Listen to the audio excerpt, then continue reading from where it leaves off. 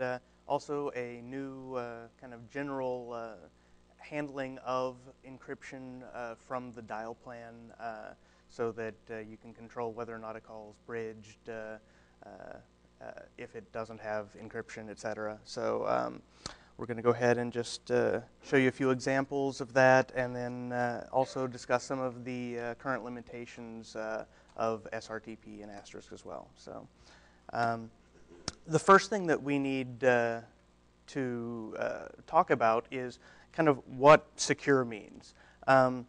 You know, is a call that is only on a local LAN by default secure, even if it's not encrypted? Is a call secure if everyone is just encrypting the media of the call? Is a call secure if Asterisk has the access to the media, but all legs of the call are secure? So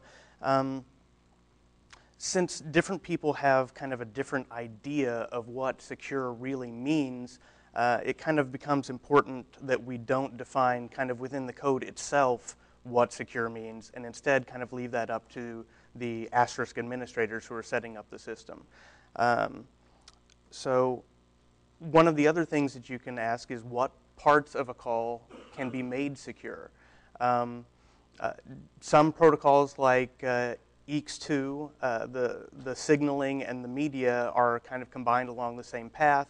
Others like SIP, you end up having the possibility of the media and the signaling going across completely different paths. So it kind of becomes important there to give the tools to the administrators to be able to test both of those situations to make sure that the definition of secure that they use internally is something that they can actually control.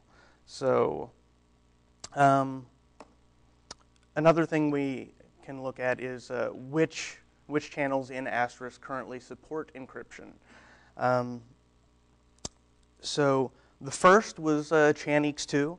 I did some research, and EX2 has supported encryption since the revision 4595, which was December 29th, 2004. So we've had EX encryption for a really long time. For a little perspective, we're nearing revision 300,000 today. So EX encryption's been there since, I think it was 1.2.0, I think is when it actually existed. So long time. The next channel we're going to look at is Chan SIP, and there's kind of a long sordid history of SRTP support in Chan SIP. Issue 5413 in the bug tracker was opened October 9th, 2005 by Michael Magnuson. There's lots of discussion and several iterations of patches that came about over the next couple of years with discussions with ULA and the community at large. And then it just kind of died for a bit. And then in 2008, I picked it up and updated it for trunk since it had kind of fallen behind. And then it broke again because of various changes to the RTP stack. So finally, I think, let's see, it was June 8th, 2010 that we finally got SRTP support committed to trunk. And it was a long road, but we finally got there. So with Chan SIP, you've got the signaling and the media are separate. So TLS is usually what is used for securing the signaling. And SRTP for media using secure descriptions is what most phones tend to support when doing SRTP in SIP. So the setting it up in Chan SIP is really easy. All you have to do is put encryption equals yes, and I and that's the only thing to control from the config file itself.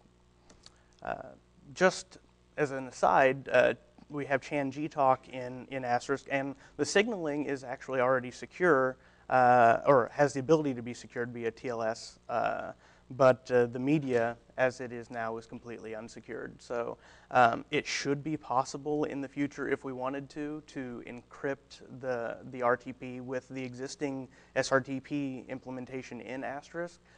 We would just have to work out how we wanted to do key exchange, basically, and set up the cryptographic context. You might be able to pass just chat messages to set it up, kind of like the OTR, off-the-record messaging in Jabber works now. So it's something we might take a look at. Right now, we don't, any of the rest of the talk won't really be about ChanGTalk, since we're not actually securing the media. But I at least wanted to point out that it's something someone might work on if they, got bored. So, since SRTP is kind of the new thing that we've committed, I'm going to go ahead and discuss kind of how SRTP works a little bit more in depth in SIP.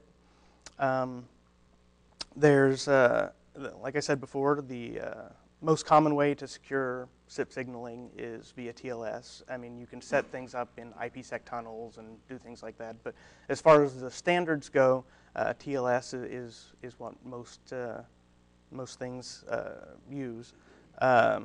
It's the successor to SSL. You had SSL version 3, and then TLS version 1, I think, is kind of how it came out. So since it's basically SSL, you rely on having a public key infrastructure where you're generating security certificates, and you've got certificate authorities and all of the kind of baggage that entails. So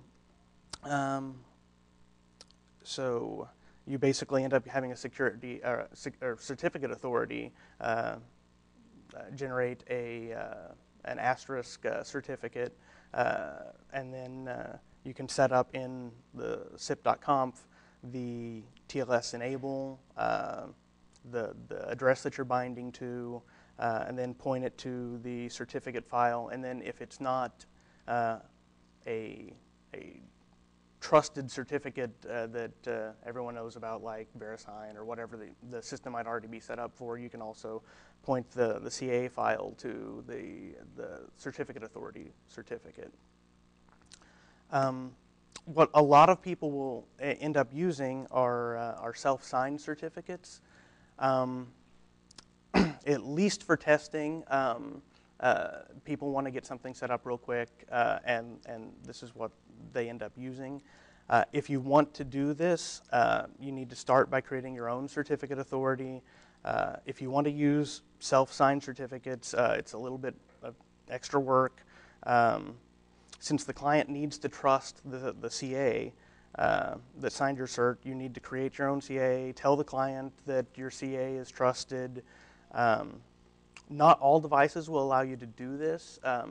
As an example, like I was trying to use iBeam for Mac, and even though I had my CA certificate trusted, it didn't seem to allow me to use a self-signed certificate no matter what I did. In the error log, it mentioned that it noticed that I was using a self-signed certificate, and it just refused to continue. So if you're using self-signed certificates, be aware that you may run into situations like that where a particular client may not use them properly. But let's see. I went ahead and created a script that's in the contrib directory in Asterisk to kind of quickly generate a CA cert and client and server certificates, so that you should be able to just run a few commands, get the certificates, kind of copy them into the right places, and go. Mainly because I'd spent a day trying to get it to work on my own and kept messing something up, so I figured make a quick script, only do it once. So If you're going to manage your own CA, instead of just using the script, it would be probably much better to use a tool like TinyCA, or if you're using a Mac, you can use Apple's Keychain Access, but something that kind of has a user interface where it stores all of your certificates and makes it kind of easy to manage all of them, so you don't just have them kind of scattered about on your file system in various places. But if you want to go get kind of up and running quickly to test out, definitely try out the script there. So an overview of SRTP. Any protection that SRTP provides is optional as per the standard. So it's entirely possible to set up SRTP with a null cipher to where it just doesn't do anything, but all of the signaling and everything looks the same when you're doing the key setup. But Asterisk doesn't support a null cipher. But from the perspective of the standard itself, it doesn't necessarily offer any encryption. It's kind of how to set up the encryption. But another thing, no key exchange is really defined within the standard for SRTP. So that's left to a host of other different options that you can use. The one that Asterisk and most devices currently use is the security descriptions protocol. It's well, we'll talk about security descriptions a little bit later. There's another option called Mikey, which very few phones use. I haven't seen a whole lot of them use it. Phil Zimmerman of PGP fame came up with ZRTP, which has a little bit more support from some soft phones. I haven't really seen hard phones that have embraced it. And then there's DTLS, which is Datagram TLS, which is what the IETF, may have been in May, that they published RFC 5763, and it seems to be the way forward. At least that's what they're recommending. I know that the ZRTP folks would disagree with them, but that's seems to be where things are headed. With SRTP, it's really only